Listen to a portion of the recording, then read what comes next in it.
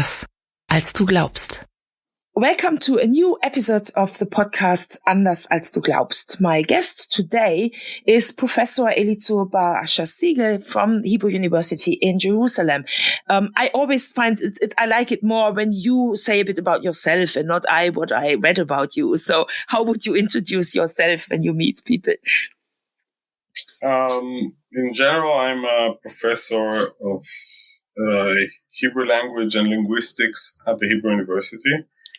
I'm currently the chair of the Hebrew language department. In the past, I was the head of the Language, Logic, and Cognition Center at the Hebrew University. So I do both Hebrew language, historical Hebrew, the history of Semitic languages in general. And on the other hand, I am a formal semanticist. I do theoretical linguistics in a very rigid way. Yeah. But I guess I'm not invited to speak here about the history I would of like Hebrew. to hear more about that, but that's not the topic of our talk now. We met last week here in Bonn, and you were there with a group of people. What was the reason that you came to Bonn? And also, what did you do here? Let's start a bit informally. So, what have you experienced here? Yeah. So I came with a group of students that is part of a student organization that is called Middle Mitz. We will probably speak about it more.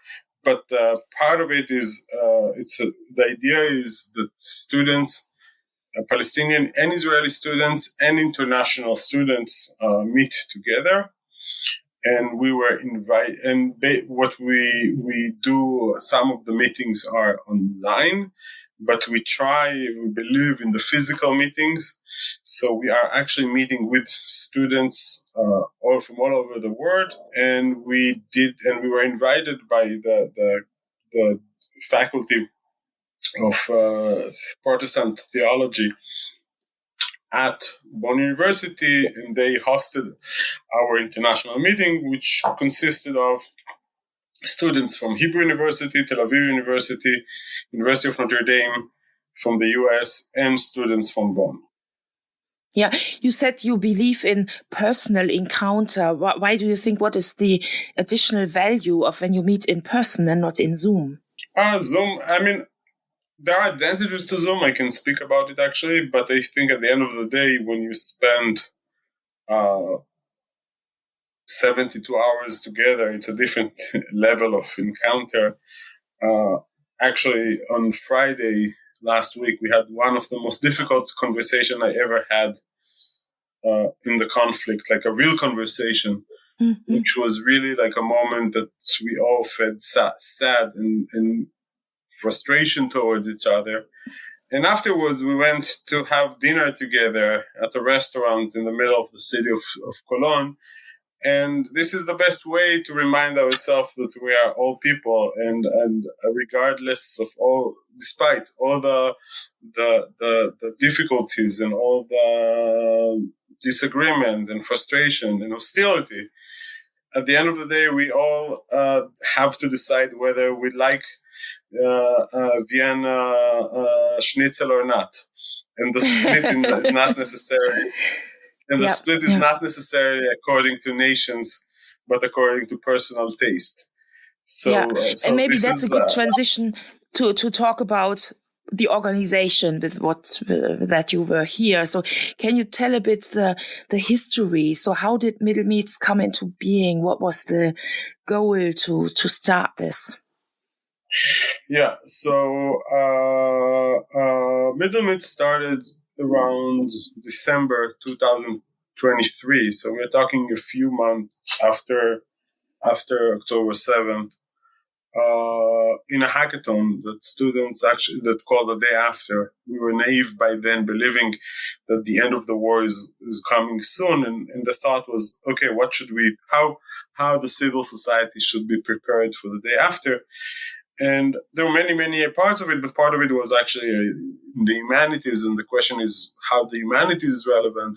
And this was the beginning of what we thought like a crisis, both in the universities in Israel and around the world surrounding the events of October 7th, and the sense that there is a different type of hostility, an academic hostility, and that it's almost impossible to talk to each other anymore. And the thought was, okay, this is... And also people were... It had an impact. So I think when you... one cannot imagine that when you live in Israel, it had an impact on almost everybody who lives there, no? So I would say, on October 7th, I was a professor at the University of Chicago, the Department of Linguistics there, and I knew that I'm coming back to Israel. And on the one hand, I had demonstrations against Israel all day in the campus, and on the other hand, Jewish students protesting pro-Israel. And there was some sense of like, guys, our people should actually fight, have real fights. People are dying. And what are you, this is almost ridiculous the way you talk about the situation. Why can't you just talk and have a learning about it? And on the other hand, I knew that I'm going back to Israel. The semester will start around December, January, because the beginning of the year was postponed. And I thought to myself, how the hell we're going to do it? Because half of the students will be soldiers coming back from the war, and half of the students will be Palestinians, that their brothers and sisters are dying in Gaza. And these people are supposed to sit together. And also, there started to be issues that Arab students were arrested for expressing their thoughts about the war. So all of this together boiled to a deep sense that we have a crisis within the academia, that the academia lost its way, and instead of being a place where conversation is held, where everything can be discussed, it's almost a place that nothing can be talked. And we thought, okay, so how can we solve this problem? And go ahead. Yeah, and how could you solve it? So what were the thoughts? So what is necessary to do, and what did you do? So the main idea is very simple, which is let's do it. Let's use the tool of the academia in order to heal the academia. So basically, we're doing something very simple. We're talking and we're learning.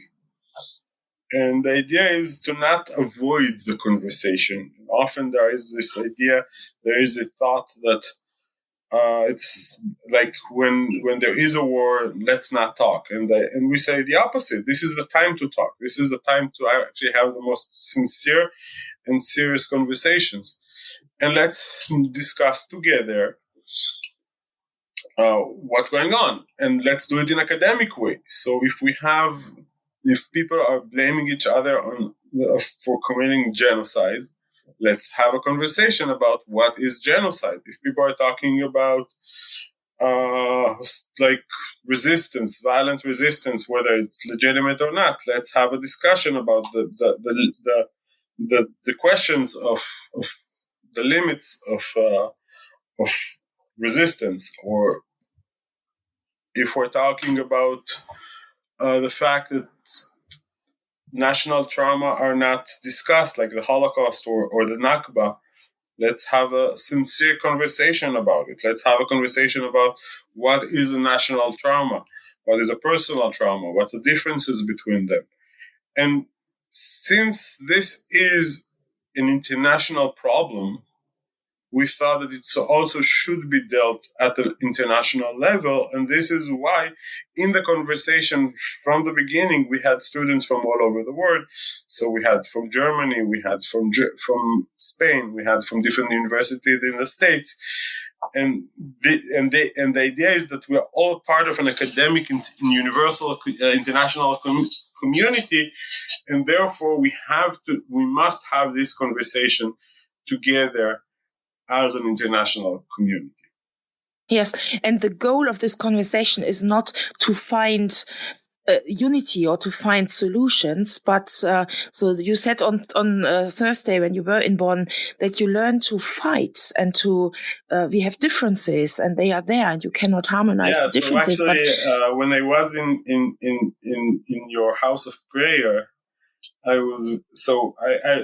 on the one hand it was the house of one, and I was wondering exactly what it means.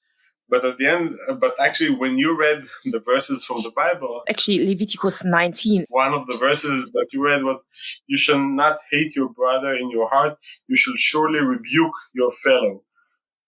And the idea is actually that friendship is about rebuking. Friendship is about arguing. Friendship is not about just hugging. The other way around. If you want to love, the next verse is "Ve'ahavta l'reacha kamocha," and love your fellow like yourself. So the idea is that if you want to love your friend, you must fight. You must argue. And that's what we're doing. We're actually most of the time arguing in a very harsh way and saying the most difficult things to each other. And what I'm amazed is how quick we can go to those type of conversation. We don't have to wait.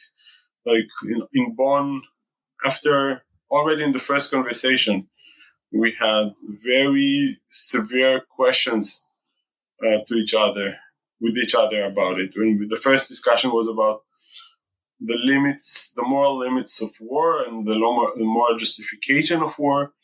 And these were serious arguments. And the way we do it is in an academic way. So we start with an article about Vietnam, the Vietnam War. And we discussed moral question about the Vietnam War. And then we applied them to what Hamas did on October 7th and what Israel did afterwards in the war. And so the idea is that this is what we usually do in academia. We generalize things. So we try to understand the topic as they are in a conceptual level. And that's what allows us to actually have the conversation, to have the terminology, to have the conversation in our specific case. So when we talk about genocide, we don't start right away whether Israel committed genocide in Gaza or whether Hamas committed genocide on October 7th. We start with a question about Rwanda, and we ask whether genocide is even the right term or whether this is the right framework that we want to have a discussion, because it's a very legal conversation instead of a moral conversation. And then we apply it to our own cases, and that's basically what we're supposed to do in the universities. This is the methodology of the university. So this is what we're doing. And so these are not easy conversation, and we're not, at the end of the day, we're not signing an agreement. Or I think on Friday, I ask everyone at the end of the day to summarize in one sentence what are the feeling or the emotion that they're living the conversation with. And most of them were sadness, depression, tiredness, exhaustion, fear. And right after they went to dinner together. Yeah. How do you manage the fact that on the one hand side, this is objective conversations in an academic style, but everybody is personally involved. So you have your emotions when you talk about genocide or the other things that are in the, so it's different from analyzing some texts, which is where you can more easily have a distance. So is this also a methodological thing to how can you cope with your emotions when you talk about a text that suddenly has an impact? No, we are people. This is how we are. We have both things, and this is what we do. Yeah, we let us stand. We let the difference. I think mostly, if you ask me, I keep saying it all the time. People are telling the students, "Oh, you're courageous that you talk, and this is amazing." And basically, what I'm saying to them, it's really funny. You're just normal. This is what people do. People are supposed to be able to talk, And I don't know, when you talk with when I talk with my wife and with my kids, am I 100% rational, 100% emotion? I don't know. It's both. This is how people are all the time. So why should we even think about it too much? This is, what we do on the methodological level, we do try to keep somehow. So we give space for the personal element. So we started it actually with people sharing with the game in the park about the role of the history of the family in our moral decision. And we actually started by a game like his parents have secrets. And then all the people that their parents have secrets went to one side, and all those people who don't have. And then we started sharing secrets. So we do start with a personal level. This is part of the methodology. And with relationship creation, and then we shift to the more intellectual one. But this is, I don't think we have to give a deep account for how we shift from one to another. We just do it because this is what people do. Yeah. And I have the experience. So when I talk with my colleague, because I work in Bonn in the Christian, Muslim, Jewish setting, also. And after October 7th, so on October 26th, we started actually this Room of One project. It was planned before, and then October 7th happened, and we were after it. And then I talked with my colleague about, let's do something together. Let's produce an impulse, a text, which we bring in together. And she said, that's a good idea. Let's write against hate. And I said, it's not about hate. It's all about hate. We don't hate Palestinians. It's about existence. So I explained the reason why Israel came to being and why is it important for me. And then she said, oh, that's interesting. That's a completely different narrative. And then I said, yeah, but what's your narrative? And then she said, well, that's colonialism. And I said, that's actually, I understand her. You can see it that way. It's not how I see it, but you can. And we talked, I think it was 4 days. So we ended I think she ended in, oh, you have a very weird view of God. And I said, I haven't mentioned God at all. So how will we come to that? So let's continue the talk. What is now this? And we needed a lot of time to first exchange. So what do you think? What do I think? And it was a lot. Oh, I didn't know that you can view it that way too. No? So, and it was time for us and trust. Yeah. I think also another issue that we discussed on Thursday when we were in your house of prayer. So one of the questions that we are asked all the time is people actually say, are you optimistic? And whether you think, or say that what we're doing is giving hope. And I say we have to be realistic. That, as a matter of fact, we're very few people in the room. Overall, until now, we had maybe 250 students participating, and this is really a drop of water in the ocean. And I think when we think about it, we actually have to. So I think what we're doing is a different type of. I'll tell you what leads me now. I think we are now in a very painful and very sad moment in the history of the world. And looking at the leadership in Israel, in the US, many countries in Europe, it's very hard to be optimistic. And I'm not sure that we're heading also looking at the leadership in the Palestinian. I don't see, as Palestinians, I don't see a leadership that will raise and will lead for peace now. This is not what we're seeing. Those moments are in the past. And I don't think that the fact that 20 students that are well-funded going to Europe for trips will be the solution. But being in this situation, in order to have the possibility to dream for another future, we need to have this island of sanity. We need to have this island in which we behave in a normal way, in the way that people are supposed to behave. And this is what we're doing. This is what everybody can do in every place to create this island of sanity in wherever you are. Yeah. Who funds the project? Where's the funding coming from? Yeah, so the funding is coming from 3 resources. Most of the money comes from the universities themselves. So all the universities pay for example, the last trip, all the university paid for the tickets of the students. We have individuals who support us, but without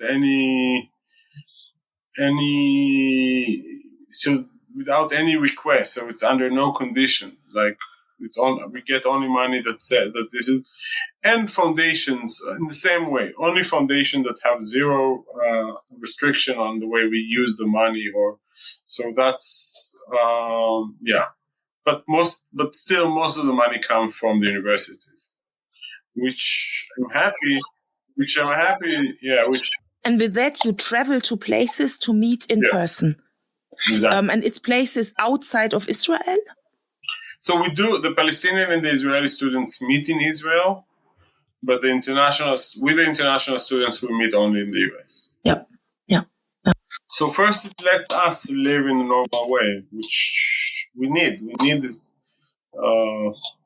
like when you have a pain in your muscles, the best solution is to walk.